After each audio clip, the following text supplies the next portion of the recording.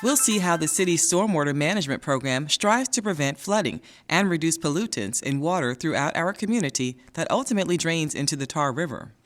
So stormwater management mostly concerns two different factors: stormwater quality, which is pollutants, sediment, etc. that enter stormwater, and stormwater quantity, just the sheer volume of water that you're getting through a system. So the thing that most people think of when you think of stormwater initially and controlling stormwater from a citizen perspective and as a business owner as well throughout the city would be the quantity side, which is preventing flooding, preventing having large volumes of water flood through your yards and flood through your properties. It can cause a lot of damage to buildings and it can cause flooding of your homes. From the quality side, we're considered more about water pollution. So we actually take our drinking water from the Tar River. Of course, it's treated before it goes into your faucet or anything, but it saves a lot of money by having a relatively clean water source before we're actually putting it into the system, which saves citizens money because citizens are having to pay for the water that they're getting.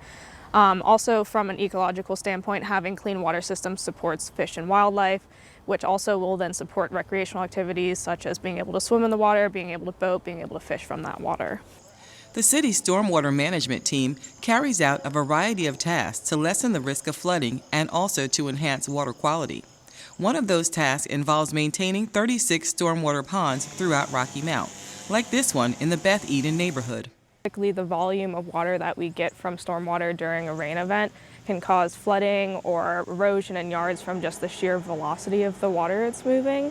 And so ponds really help take in a lot of the water coming in from storm flow and reduce a lot of those issues for citizens. There are some water quality benefits to it because of the vegetation and because it's sitting in the pond before leaving it, that it helps reduce some of the sediment, which is just dirt that's in the water, and also provides some nutrient removal benefits as well.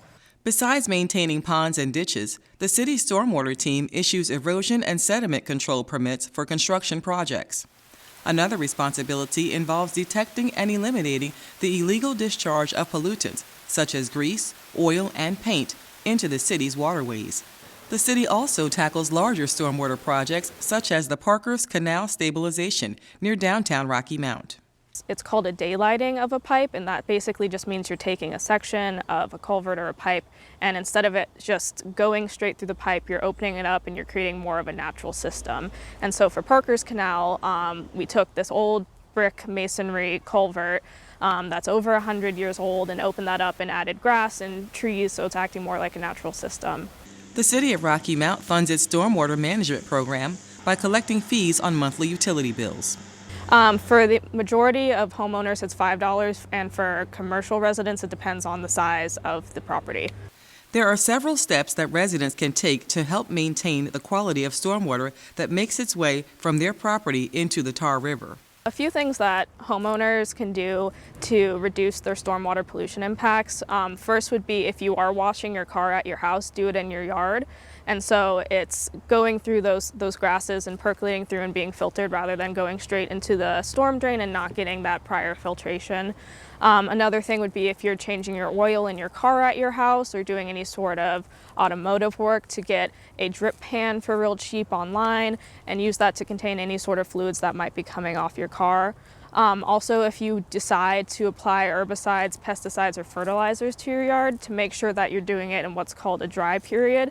So you want to make sure, say, if it rained the day before and your grass is wet, that's not going to be a good time to apply fertilizer. And the same way, if it's going to be raining tomorrow, you really want those chemicals to stick to your grasses before it's being washed off by stormwater. Excessive nutrients inside a stormwater system and in natural water bodies can cause algae growth, and algae growth causes lack of oxygen within a water body, which can cause aquatic life to not flourish like it would in a normal natural system without humans being around it. Ultimately, the stuff coming from your yard, whether it be grass clippings or blown leaves that you have that's going to be collected by a leaf truck, if it's not properly kept in your yard, it can have an impact on the Tar River. When rain or water hits hard surfaces like pavement, it creates stormwater runoff. This picks up nasty pollution and drains out to the rivers, streams, and lakes that hold our drinking water. This pollution is not treated or removed, so it's up to each of us to keep it clean and fresh from the start. Here's some things we can all do to stop stormwater pollution. Litter and trash. Litter and trash that aren't disposed of properly can injure, choke, or kill ducks, fish, turtles, and other animals, and make our environment look bad. Always throw your trash or recycling into the correct waste can. Pet waste. Now come on, nobody likes to step in poop. Pet waste can spread disease and contaminate our water sources. Never let your dog roam freely to use the bathroom. And always scoop your pooch's poop and throw it away in the garbage can. Yard waste. Grass clippings, leaves, and other yard waste can clog our storm drains and create serious flooding in your neighborhood. It also creates a mess in the nearest stream or pond where it ends up. Always mulch your clippings back into the lawn or bag them for pickup. Pesticides and fertilizers. Using too much pesticides and fertilizer doesn't help your plants grow, and it sure hurts the environment too. These chemicals wash into the storm drains and cause toxic algae to build up and kill fish. Always read and follow the directions carefully. Household hazardous waste. Everyday things like household chemicals, cooking grease, paint, and even medicines poison our waters when they get into the storm drain. Never dump these pollutants in the sink or outside, and always check your local regulations to learn how to dispose of them properly. Vehicle maintenance. Motor oil, gasoline, and soapy water from washing cars ends up in our storm drains and water supply where they can make people and animals sick. Never allow these pollutants to go into the street or storm drain when working on your car, and always dispose of them properly. So, to sum it all up, polluted stormwater can make our waters toxic and unsafe. But if each of us makes some small changes, we can prevent stormwater pollution and make sure our waters are clean and our environment is healthy for all of us.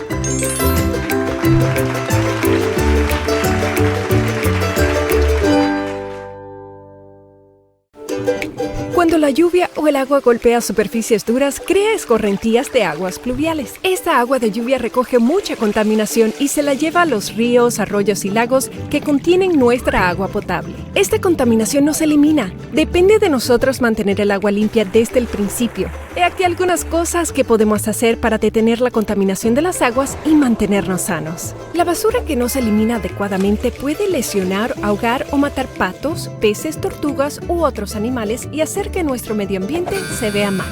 Siempre deseche su basura o reciclaje en el basurero correcto. A nadie le gusta pisar popó. Los desechos de mascota pueden propagar enfermedades y contaminar nuestras fuentes de agua. Nunca deje que su perro pasee libremente al usar el baño.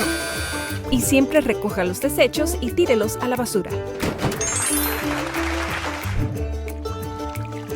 Los recortes del césped, las hojas y otros desperdicios del patio pueden obstruir nuestros desagües y así crear inundaciones severas. Además, ensucia los arroyos o estanques cercanos.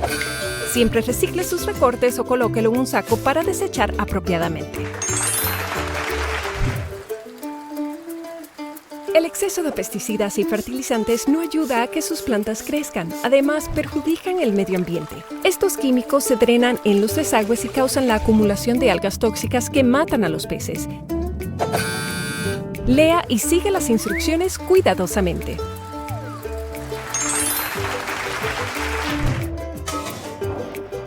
Productos como lo son los químicos para el hogar, grasa para cocinar, pintura e incluso medicamentos envenenan nuestras aguas cuando entran en los desagües. Nunca los deseche en el fregadero o afuera y siempre revise sus reglamentos locales para aprender cómo deshacerse de ellos.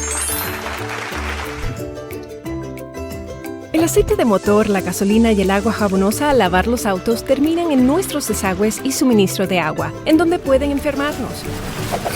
Nunca permita que estos contaminantes vayan a la calle o a los desagües cuando trabaje en su automóvil. Deséchelos de forma adecuada. Las aguas pluviales contaminadas pueden hacer nuestras aguas inseguras.